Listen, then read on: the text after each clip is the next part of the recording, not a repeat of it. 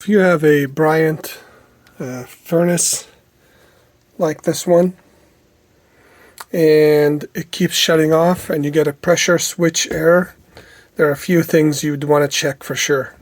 Okay, so, and I've had all the problems I think you could possibly have with this. One of them is accumulation of water in these pipes, and right now we can see it's actually dripping from here even though I've already drained it.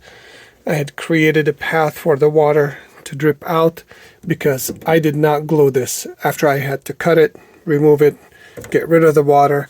And then I found that the installer, even though this is many years old, did not install a drain here and did not break the seal. So there's a seal inside the drain hole right here. Make sure you do have this drain because water and condensation will happen here. You want it to drain outside, which is what I have it doing here. The other thing, yeah, I did have to cut the pipe here, make some adjustments because the angle was allowing water to accumulate in the elbow. This is an HOA managed roof, and unfortunately they did something on the roof that started to cause these problems.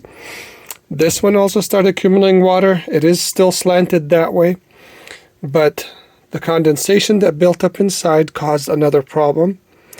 And this time, earlier I did find water in here that was causing the problem. This is the burner. And in here, there was water that was causing an issue with the pressure switch differential pressure. And so what I did, I disconnected this. I blew in it and there was gurgling.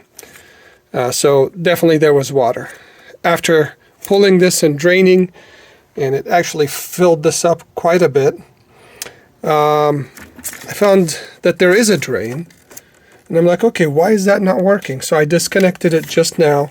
I'm sorry I didn't record, but you can see stuff that came out of the drain. So be sure to do all these checks if you encounter this problem. In my case, it was error code 31. So you can see the gunk inside there and here. This all came out of the drain hose right here. So you can remove the clamp here or loosen it and pull this out, let the water drain. Hopefully you do have a catch basin here. Otherwise, you'll need to get something else to drain the water in. But there should be definitely a catch basin here.